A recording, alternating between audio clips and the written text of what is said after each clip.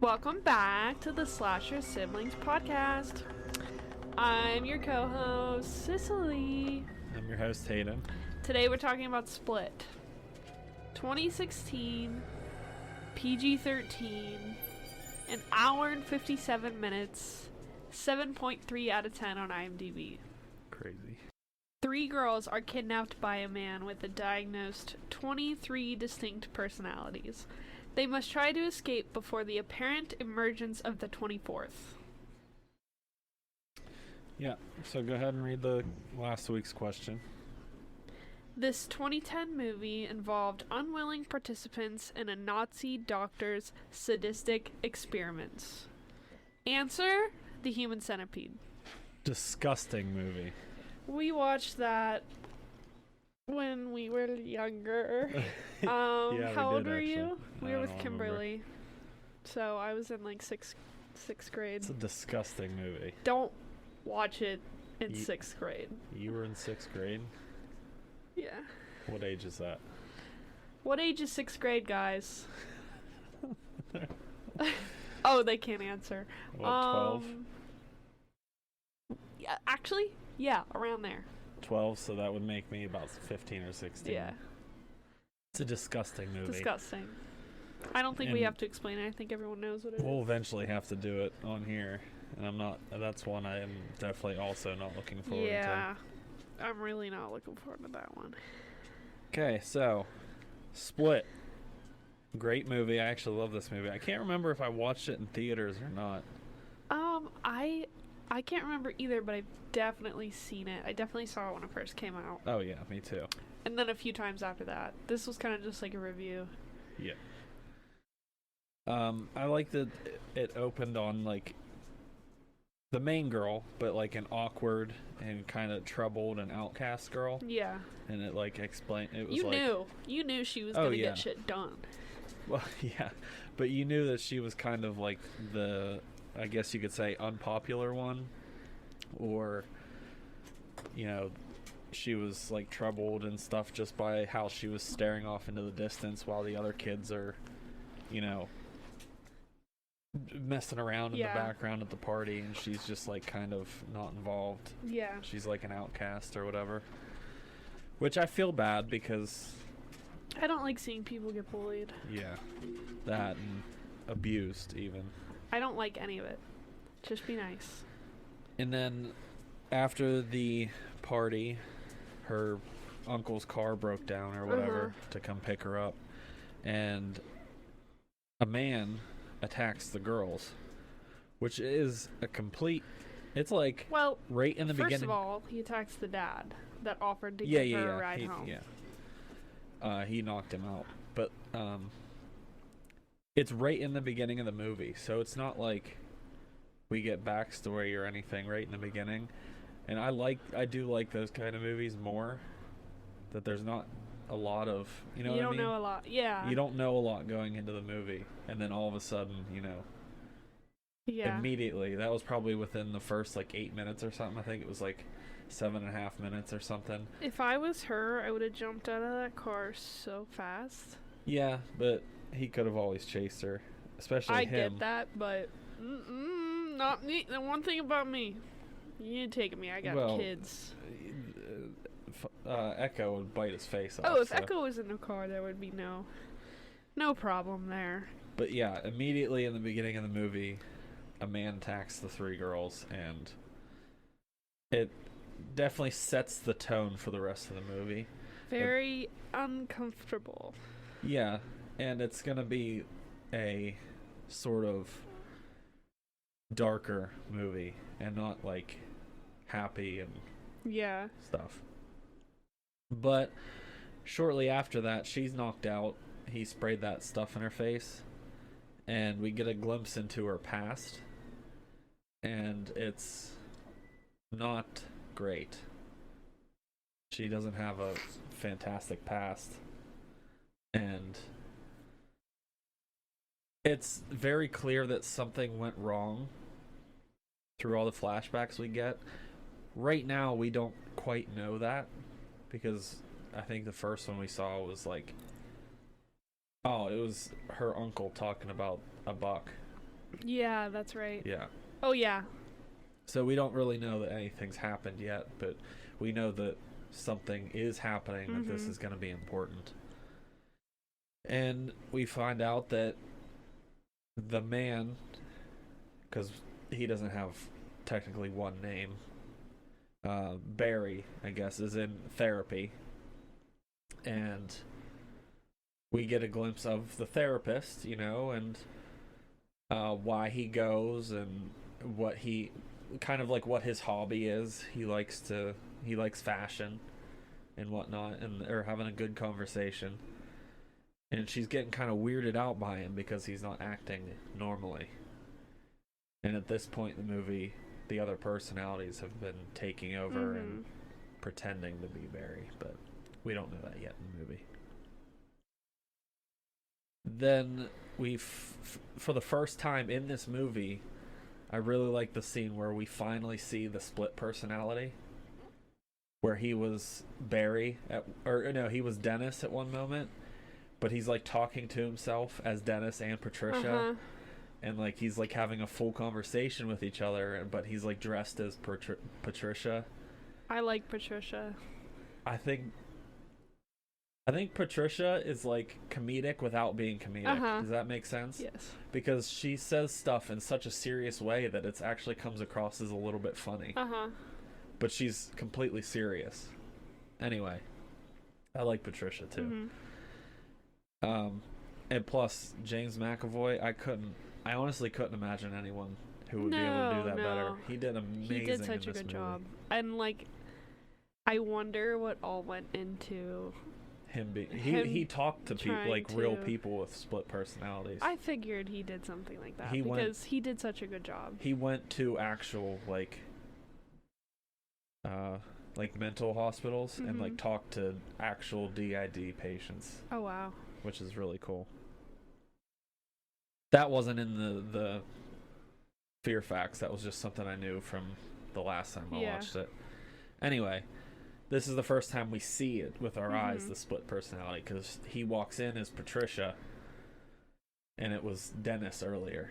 And it's Barry at the therapist office. Not that the girls knew that, but... And then Dennis told them they needed to clean their bathroom, which you're probably Dennis, if we're picking personalities. Honestly, this is you. You have a crumb on your shirt. Yeah, I saw him get it and like start picking, not the wipe off the chair. Yeah, I was like, oh no, this is me. And like the specific cleaner, I was like, okay. This one's for ceramic and this one's for the floor. Maybe I'll chill out a bit with Jesse. But Dennis promised not to touch them. He was made to promise by Patricia because they're food, which we don't know quite yet what that means. Yeah, could you imagine if someone said that to you? Your food? I'd be like, oh. No thanks. I taste disgusting. But that's what I would say. They were food for the beast, which we don't know who that is quite yet. But I also like the scene where they meet Hedwig. Hedwig, I think, is a very big comedic relief in the movie. Yes. I think he's very funny. I like Hedwig until, the end when he starts to be a bad kid. He's a 9-year-old. Yeah. So it just goes to show like how extensive these personalities can be. Range. Yeah. From Patricia to Dennis to Barry to Hedwig to the Beast. Eventually. I like Hedwig. And it's crazy because apparently in real life, people actually do alter their body chemistry based on personalities. Supposedly, one personality has problems that the other one doesn't. Like, that's an actual legit thing. And I never would have known that for real if, I didn't, look it up after watching the movie. Which is just crazy to think about because people go and get, like insulin, the insulin shots later in the movie. They get insulin shots for the one personality. That's insane. Which is like, what? That's crazy. Yeah. But apparently that stuff, I don't know if it's that dramatic or not. I didn't look into that, but like, can't imagine. I don't know, from like a scientific point of view. yeah, but it's just Like crazy that can't how be good for your body. no, definitely not. It's just crazy how that stuff kind of happens. But they find a way out in the ceiling. They start ripping the drywall down, and she gets out of the other side, but she is pretty quickly caught by Dennis. Yeah. I thought that the first time I watched it, I thought that she was gonna get out, that the other two, she was like gonna go get help, come back for the other two or something, but no, that's not at all how it happened. But it also makes you once you finish the movie, it also makes you think like how close she was to getting out, because she was in that locker that was literally right outside the door. Movies like that do stress me out a lot, because I'm like, not that this is like totally realistic, but it can happen. Yeah. And I'm like, bro, It's wild. oh, it scares me. Yeah. Because it's more realistic than like Pennywise the clown. Yeah. You know what I'm saying? Exactly. Like, this is like something that could actually happen Right.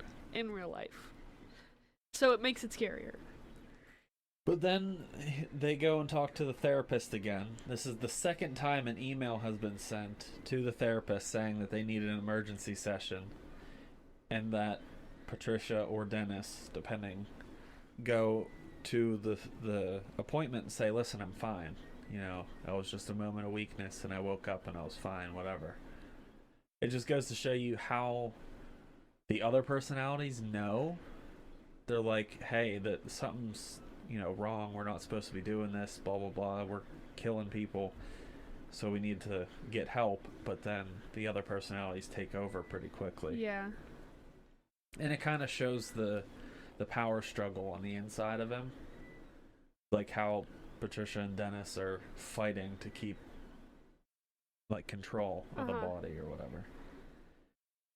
Then they check the security footage and see that Barry/Dennis walked through the garbage on purpose, because Barry isn't the neat freak, isn't OCD, but Dennis is. And if it was Dennis, he thought, oh, if it's Dennis, I Can't handle that. I can't handle walking Yes. through the trash, so I'll make it look like it's Barry, just so she doesn't get wise or whatever.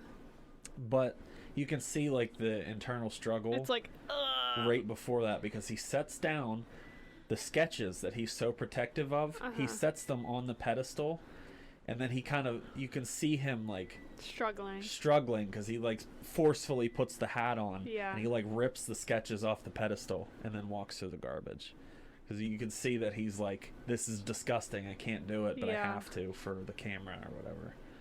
I like that tiny little detail there. And then there's more information on the past. And this one was when they were sitting in the tent hunting. Her dad's teaching her how to hunt, that she has to follow with the muzzle, the barrel and everything. And this one wasn't bad yet. This flashback, we got kind of a loving family, like a loving dynamic between what is her name? Claire? Is her name Claire? I only know her like real name, Anna. Yeah. Dark hair. But I can't remember her actual, or Chloe or something, whatever it is. I'll Google it for us. Well, it's a loving dynamic between her and her father, and it makes you wonder like what happened. Casey. It makes you wonder what happened, that he's like not around anymore or whatever, because we don't find out yet. And then the second girl. Oh wait, I almost skipped over the Patricia feeding them sandwiches scene. That was pretty unsettling. I do like that the Patricia identity, but that scene in particular was kind of creepy and unsettling. Just the way that Patricia was acting, and I don't know. It was just a matter of how Patricia was saying, "Oh, there's a little paprika in it," and like, she pulled on Casey's hair and put the flour in it and slammed the knife on the. I didn't like that. That made me uncomfortable. Like he did an incredible job. Yes. Of these different personalities, but like Patricia was pretty scary without trying. Oh yeah. Very serious. Dennis was creepy just because he's creepy. Yeah. But Patricia was like very serious to a creepy point. Then the second girl tries to escape, which ended up being stupid.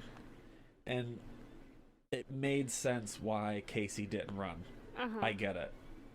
Because you're not going to get very far. You're not going to get far. Unless you have like a weapon or keys or something along those lines. Like you have to have a way to get out. Exactly. So Casey knew that. So that's why she didn't run. Which makes sense.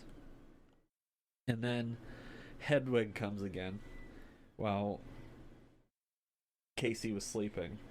And he asked to kiss her. Which is really funny. Because the personality itself is 9 years old. But Kevin is... Yes. I don't know, my age probably. Yeah. And it's really funny that Kevin has a 9-year-old personality. And he just... The way he said, "Can I kiss you?" I was going to kiss the other dark-haired one. But she's in trouble. And then he just like pushes his mouth on hers. It's like, am I a good kisser? Am I a good kisser? No. You might be pregnant now. I was like, what the fuck? It was a moment. You might be pregnant now. The thing is that I noticed it when I was just watching it today. That her lip kind of quivers a little bit when he says, "You might be pregnant now." She's trying not to laugh. Yeah. And it wasn't so much that she couldn't. It was just like a little tiny quiver. You could just barely see it. And it was absolutely hilarious. I don't know how she could have kept a straight face with that one. I wouldn't have been able to. That was funny. But we get some information on the Beast. The Beast scares me, dude. Yeah. The Beast scares me. Genuinely, yeah. He's less scary in the third movie. But I don't think I've seen the third one. It's good. They're all three are good movies. But in the hallway, it's coming up, so we'll talk about it. But the hallway always creeps me out with the Beast. That scene is like stuck in my head.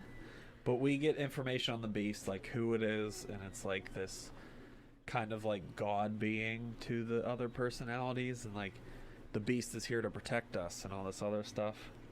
And we finally get information on that the Beast is real, even because the therapist spent pretty much the whole movie saying no, the Beast isn't real.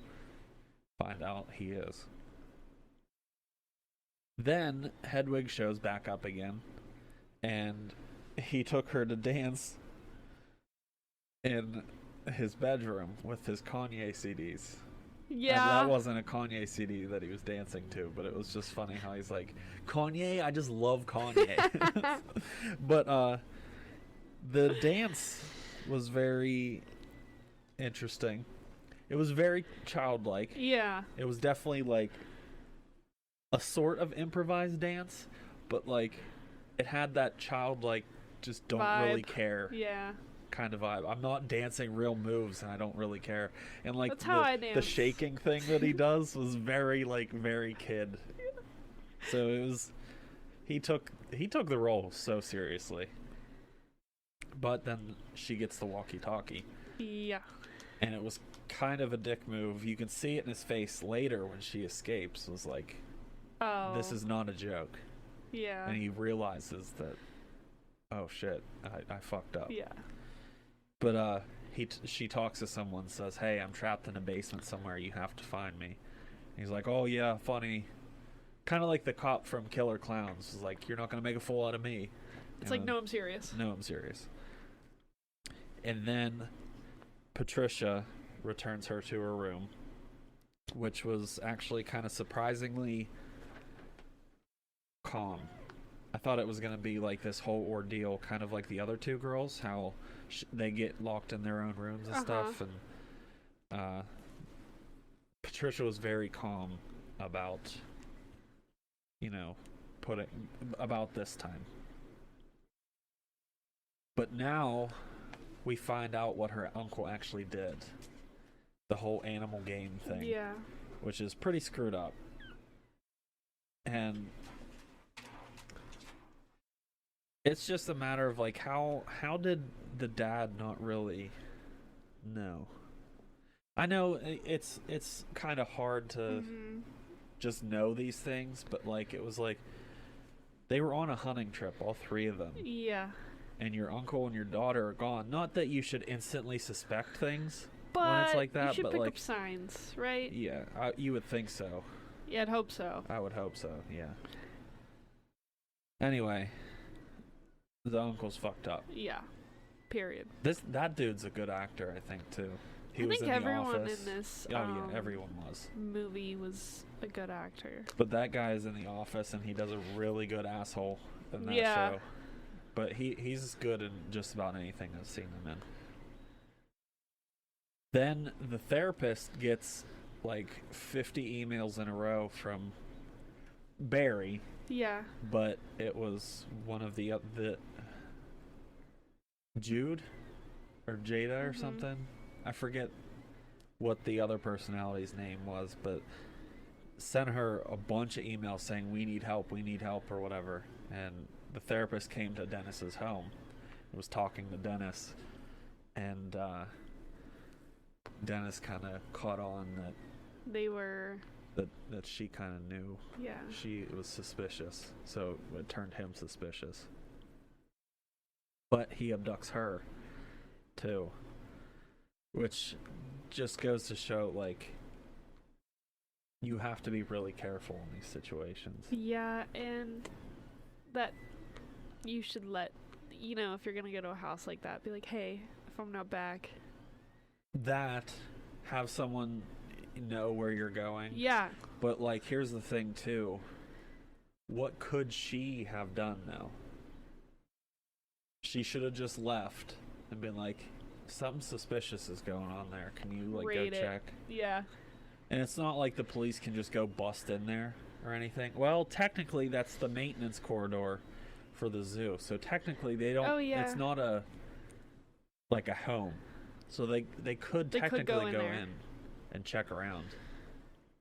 But they need permission from the owners or whatever still.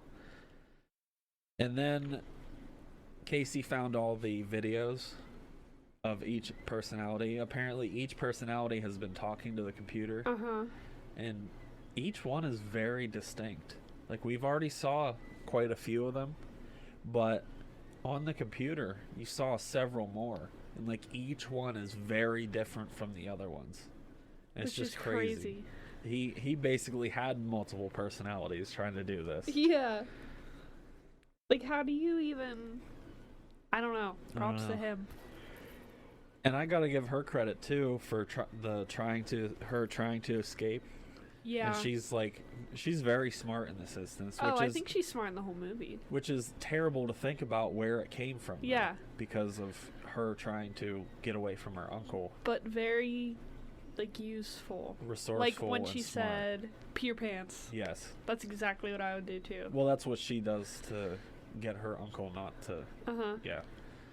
And it's just a matter of how smart she was, like trying to break down the door with a dumbbell. Yeah. And she was watching the videos and found the keys under the hat, and like she was very smart to do these things. But the beast killed the therapist, which was kind of like a last hope type moment. Yeah. Because at that moment it was like there's no one that really knows that they're down there at that point. So they're kind of screwed now. Because the therapist was like their saving lifeline. grace. Yeah. And the girls are now dead, too. So she's all that's left. Yep. Which I'm sure she feels awful about. Oh, yeah. I'm sure. But she brings Kevin back for a moment. It might not have been long, but we got to see Kevin, which is the real person that was the original personality before everything happened to him. But this is also the moment that we actually see in real time multiple personalities coming through. Him switching between all of them. And I think it was Jade was her name. Came out and was like, we are trying, we know that something's wrong, blah, blah, blah. So that's the one that sent the emails saying, like, we need help. And we know that this is wrong. We shouldn't be doing this kind of thing. We need to stop the beast, blah, blah, blah. But it was cool to see the way he, like, was changing. Yeah. And you could see it, you could hear it in his accents changing, but you could also kind of see it in his face changing from person to person, which was really, really cool. Well done. Then the beast is attacking her, and it's the hallway scene. It's so scary. It's very creepy because he's like crawling on the ceiling, busting out the light bulbs. It's disgusting. It's disgusting. And then like you just see like his silhouette on the ceiling crawling down, and then once all the lights are out, and he's just standing in the hallway, and like he runs to the side and then he appears in the light again. Like the beast I do not like it. Creepy. And but she shot him a couple times to stop him. He starts to rip open the bars when she takes her shirt off to show her scars from her being abused by her uncle. Uh-huh. And that's kind of the scariest moment of this movie is when he's pulling the bars apart. Yep. And he's just like gritting his teeth and like screaming, I pulling would be the bars shitting my pants. Right? I don't know how she wasn't. I was sitting on the couch. Right. But he realized that she's also broken. Yeah. That she was also abused by somebody, but her reaction to it was way different. She didn't create multiple personalities. She just became reclusive and closed off. Yeah. Which still isn't, the best way to handle it, but not everyone handles it the same way. Yeah, exactly. But she was finally saved because one of the, I guess he was a worker. He wasn't a security guard, right? I didn't notice a security shirt. Yeah, anyway, I'm not sure. He noticed that one of the doors was busted open by the beast. And he went in and he looked in and saw a girl in the jail cell. And that's when he took her up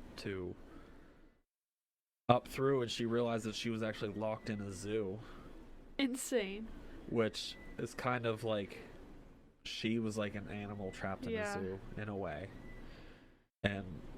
Or that the beast, is an animal himself. Yeah. And this is where the security guard was like, oh shit, I fucked up. You could see it in his face. He's like, oh no, it wasn't a joke. And then Casey goes back with the uncle. The uncle comes and picks her up. Yep. Which is pretty fucked up. Which is like, after her going through all this bullshit is like awful to think about her going back to him. But then Kevin's recovering. And I say Kevin because it was all of them coming out. Yes. And I'm pretty sure I saw a glimpse of Kevin at one point. He like started to talk and then they pushed him out of the light or whatever. But each person was talking about, what's going on now. And Hedwig was the centerfold of that one too. But there was also a little scene at the end where it was connecting Unbreakable, which is the first movie in the trilogy, to Split, to Mr. Glass. All three are connected now, just by that one tiny scene of Bruce Willis's character from Unbreakable being in it, which is actually a very cool thing. Yeah, I love Bruce Willis. Me too, and I feel bad for him now at this point with his brain going. We don't need to talk about it. It's just so cool that he had the idea to connect all three movies. I thought that was really cool. Awesome. But I gave this movie an 8 out of 10. 7.3 is close, but Yeah, I'd it probably deserved a give it an little 8. higher because of James McAvoy's performance alone was an 8 out of 10. He made the movie, obviously. Yes, absolutely. And it's not like the writing was terrible. Like, it was actually really good. It wasn't like any stupid inconsistencies or anything no. like that. This one was great. Yeah, I think so too. And I give it an 8 out of 10 because of all of that. What would you? I'd say 8 out of 10 is Yeah. pretty. I think that's Pretty a pretty fair. fair rating. Yeah. It's well deserved too. Yep. I don't really go higher than 8 unless I'm like, oh, I fuck with this movie. Yeah, like this movie was amazing. So I only got 4 here, but the final scene with Bruce Willis was actually hidden from the script to not give it away. Oh, really? Yeah, they didn't want to let people know that this was connected to Unbreakable, so they actually hid the last scene from the script. Oh, wow. Yeah. Joaquin Phoenix was actually originally supposed to play Kevin, Oh, really? which I think he would have done a good job, but No, James it's- McAvoy yeah. blew it out of the water. They couldn't agree on a contract stipulation and stuff, whatever. Oh, okay. They couldn't come to an agreement, so he ended up Going. passing, Okay. and he met James McAvoy at some convention after the X-Men movie where his head was already bald, so it was like stubble, Yeah. and he had no makeup on or anything, and he was like, "You're him, you're Kevin." Yeah. He looked at him, he took one look at him and was like, "You're it, you're who I need." So he Oh, apparently wow. did That's that awesome. that way. James McAvoy actually broke his hand during filming because he got angry because he couldn't get a scene. Oh, wow. Like, he was having so much trouble that he got so pissed off he punched a door that he thought was a fake door, turned out to be a real metal door, and broke his knuckle. Oh, And no. he actually spent a few days without telling anyone, but eventually he went and got care for Oh, his God. knuckle. That Yeah. sucks. And the director, M. Night Shyamalan, was actually in the movie. Oh, really? When they were looking at the security tapes, he was the guy, Oh, cool. Jay. I love when directors do Yeah, a me little too. appearance. And he does that in quite a few movies, actually. Do you remember in Signs? Signs is also an M. Night Shyamalan movie. Oh, what a freaky movie. Do you remember the guy who kills the priest's wife?